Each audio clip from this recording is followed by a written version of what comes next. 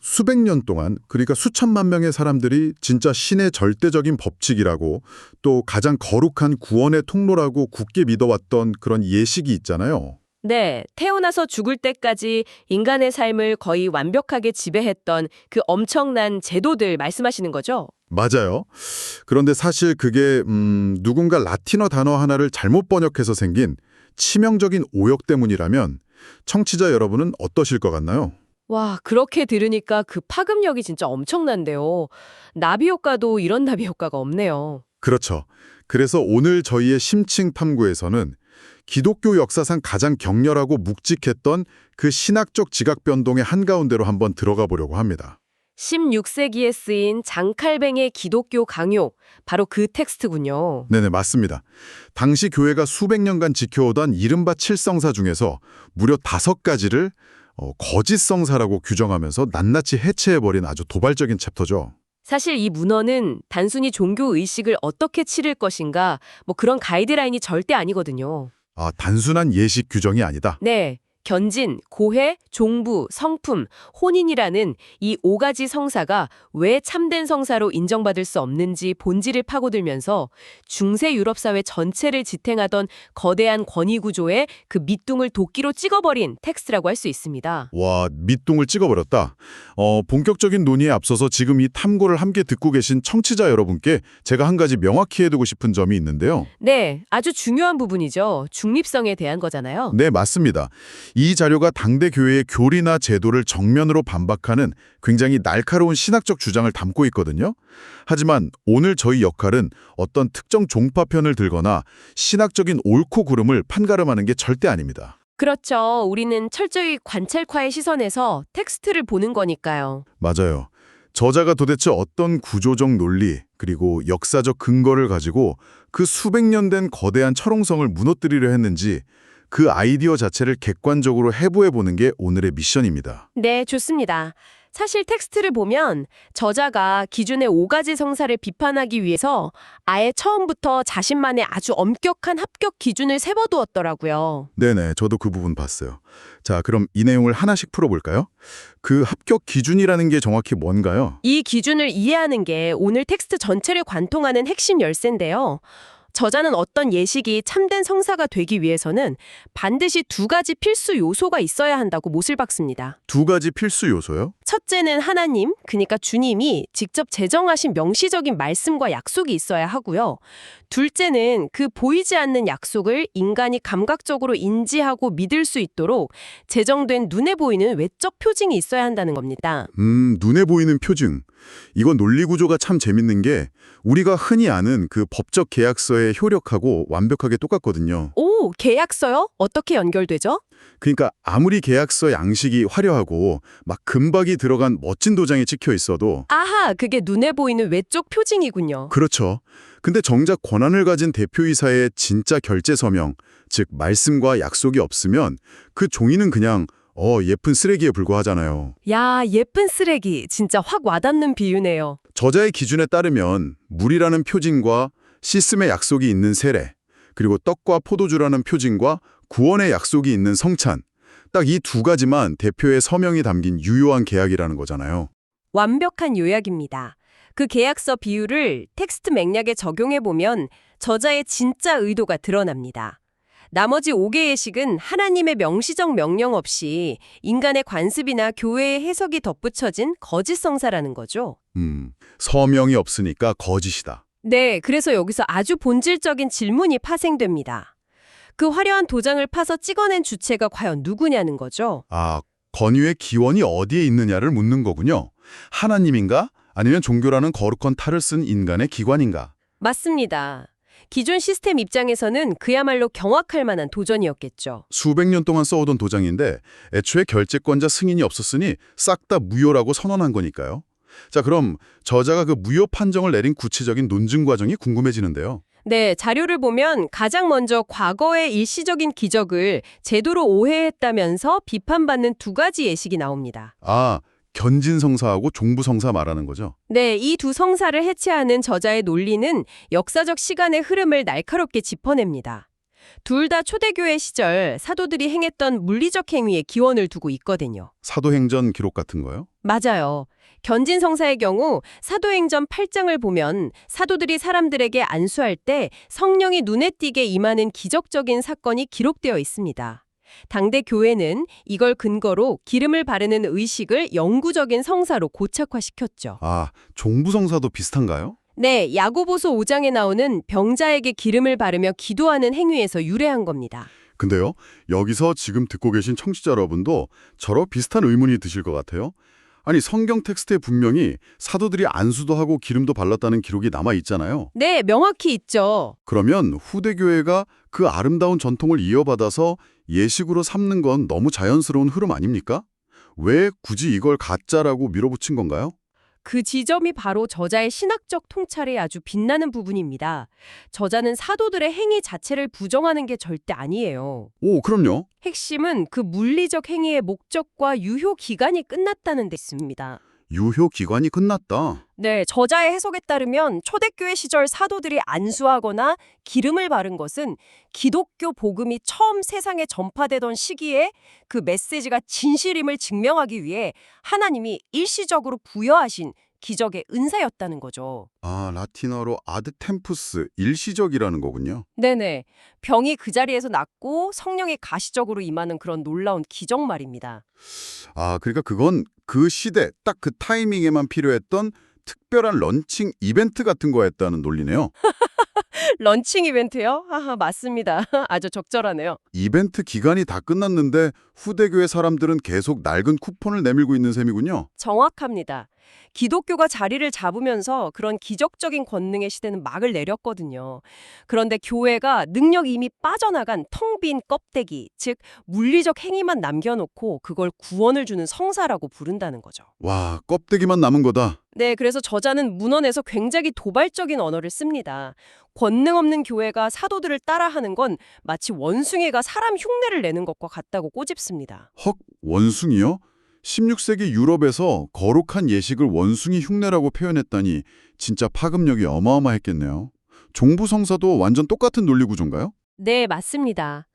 원래는 질병 치유라는 아주 실용적이고 일시적인 물리적 처방이었잖아요. 근데 어느새 죽음의 공포에 떠는 사람들에게 위안을 파는 그 죽어가는 사람의 죄를 씻어주는 영적인 의식으로 변질됐다는 거죠. 아, 육체 회복이 영적인 관습 제도로 둔갑했다. 인간이 얼마나 그런 겉으로 보이는 기적 같은 외형에 집착하는지 고발하는 거네요. 그렇습니다. 제도가 본질을 어떻게 왜곡하는지 구조적으로 보여주는 거죠. 물리적인 껍데기에 대한 오해가 이런 결과를 낳았다면 그 다음 비판은 진짜 훨씬 더 소름 돋는 영역으로 가더라고요. 인간의 내면, 그러니까 죄와 용서의 영역까지 교회가 통제하는 거예요. 네, 바로 고해성사와 성품성사 부분이죠. 맞아요. 저는 이 부분 읽으면서 교회가 하나님의 은혜를 무슨 거대한 관료제로 만들어버렸다는 인상을 아주 강하게 받았습니다. 은혜의 관료와 와, 이 텍스트의 핵심을 완벽하게 관통하는 표현입니다. 당시 스콜라 철학자들은 고해성사를 아주 복잡한 사법심사 시스템처럼 구축해 놨거든요. 사법심사요? 네, 세 단계인데요. 마음으로 깊이 뉘우치는 통해, 사제에게 입으로 모든 죄를 고백하는 단계, 그리고 죄의 대가로 특정 행위를 치르는 보속. 이 기계적인 절차를 밟아야만 구원을 얻는다고 가르쳤죠. 아, 상상만 해도 진짜 엄청난 심리적 압박이네요.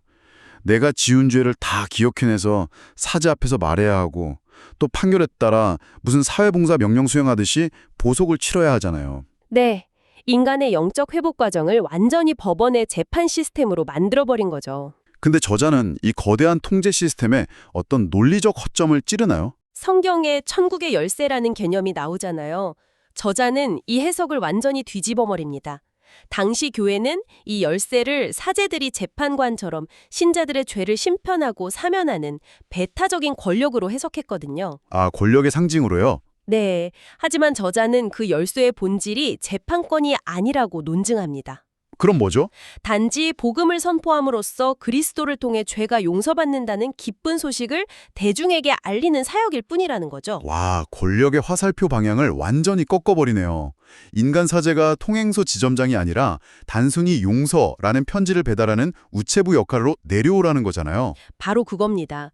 게다가 저자는 고해성사가 영원한 심의 법칙이 아니라는 걸 증명하려고 아주 치명적인 역사극 팩트체크까지 동원합니다. 오, 어떤 팩트체크요? 4세기 콘스탄티노폴리스의 넥타리우스 주교 시절 이야기인데요. 당시에 대중 앞에서 죄를 고백하는 관습이 있었는데 한 여인이 고해 중에 부제와의 치정광대를 폭로해서 교회가 발칵 뒤집힌 스캔들이 있었습니다. 헉, 세상에. 그럼 어떻게 됐나요? 그 스캔들 때문에 넥타리우스 주교가 고해 제도를 아예 폐지해버렸죠. 아예 폐지했다고요? 네, 그래서 저자는 여기서 아주 묵직한 질문을 던집니다.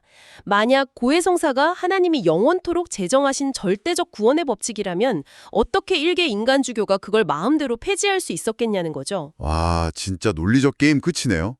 고해는 그냥 교회의 필요에 따라 생겼다가 스캔들 터지면 없앨 수도 있는 일종의 규율일 뿐이지 변하지 않는 성사가 될 수는 없다는 거잖아요. 완벽한 증명이죠. 그럼 그 죄를 사면하는 권한을 독점했던 사제들을 세우는 예식, 그러니까 성품 성사에 대해서는 어떻게 접근하나요? 성품 성사를 해체하는 건 직분 자체를 부정하는 게 아니라 사역의 본질을 묻는 신학적 논쟁입니다.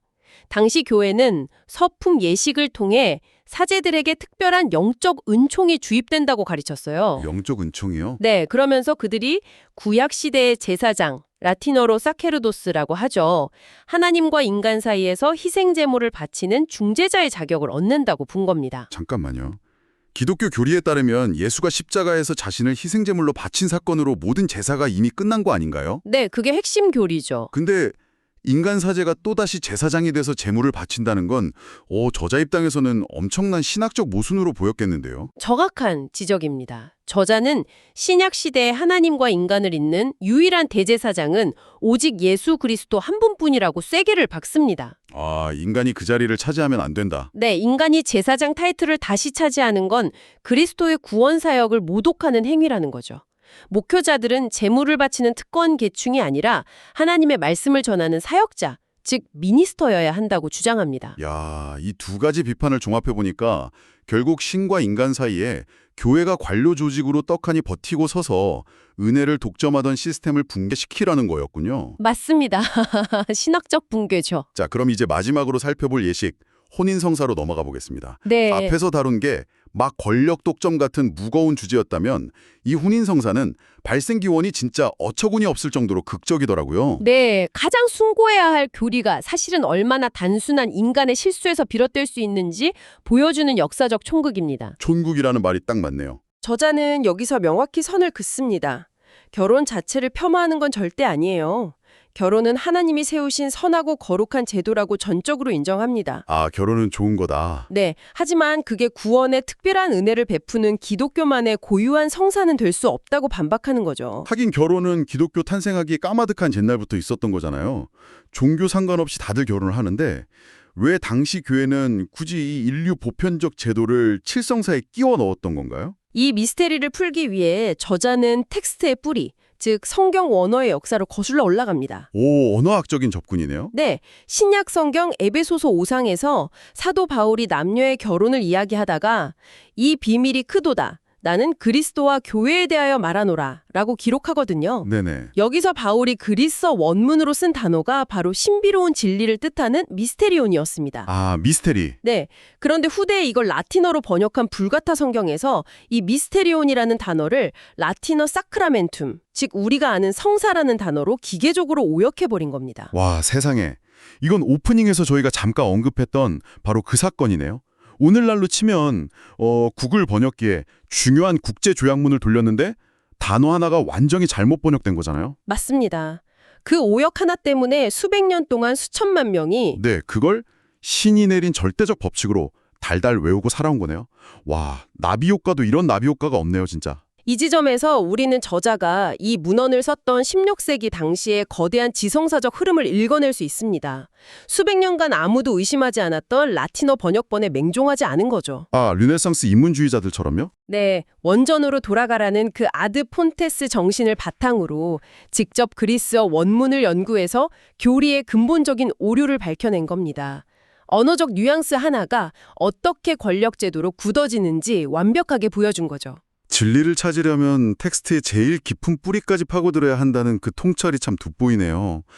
전체적으로 정말 압도적인 논리전개였습니다. 단순한 트집 잡기가 아니었어요. 전체 구조를 요약해보면 저자의 치밀함이 더 잘 보입니다. 초대교회의 일시적 기적이었던 견진과 종부, 통제 시스템이었던 고회와 성품, 심지어 번역 오류였던 혼인까지. 네네. 인간의 관습이 어떻게 신의 이름으로 포장돼 절대적 성사로 굳어졌는지 그 진화 과정을 다 규명했죠. 오직 하나님의 말씀과 약속, 외적 표징이라는 단일한 기준표 하나로 진짜와 가짜를 철저히 분리해낸 겁니다. 오늘 저희가 함께 파헤친 이 치열한 문헌 속 논쟁을 쭉 듣다 보니까요. 이게 단순히 옛날 종교서적 안에 박제된 역사 이야기가 아니라는 생각이 들어요. 어떤 점에서 그렇게 느끼셨나요? 수백 년 전 신학자들 싸움 같지만 사실 오늘날 우리가 일하는 거대한 조직, 회사, 사회 전반에도 이런 일들이 너무 비일비재하잖아요. 본질은 사라지고 절차나 관습만 남아서 통제하는 거요. 바로 그겁니다. 이 텍스트가 오늘날까지 생명력을 가지는 이유죠. 시대를 초월해서 우리한테 묻고 있는 거예요. 당신은 지금 본질이 아닌 껍데기 절차나 낡은 관습에 맹목적인 권위를 부여하고 있지 않은가. 아, 묵직하네요. 기원이 불분명한 관습이 제도로 굳어지고 결국 사람을 통제하는 권력으로 변질되는 현상. 이건 16세기나 21세기나 다를 바가 없으니까요. 네, 맞습니다. 지금 이 심층 탐구를 듣고 계신 여러분은 어떤 생각이 드셨나요? 우리가 태어날 때부터 당연하게 여기고 단 한 번도 의심해 본 적 없이 절대적이라고 따르는 그런 수많은 규칙들, 사회적 통념들. 네. 어쩌면 그 거대한 규칙들 중 일부는 옛날 누군가의 아주 사소한 번역 실수에서 시작되었거나 특정 그룹의 편의를 위한 임시방편이었는데 어느새 절대 변하지 않는 진리인 양 우리의 삶을 옥죄고 있는 건 아닐까요? 충분히 그럴 수 있죠. 오늘 하루 여러분의 삶과 일터를 옥죄고 있는 그 무거운 규칙들의 진짜 서명이 과연 누구의 것인지 그 맨 처음 기원을 한 번쯤 날카롭게 의심해 보시기 바랍니다. 누군가 임의로 찍어낸 가짜 도장에 속지 않고 진짜 본질을 마주하는 것. 그게 바로 오늘 우리가 16세기 낡은 문헌에서 건져 올린 가장 통쾌한 지적 무기일 테니까요. 오늘 심층 탐구는 여기서 마칩니다. 끝까지 함께해 주셔서 감사합니다.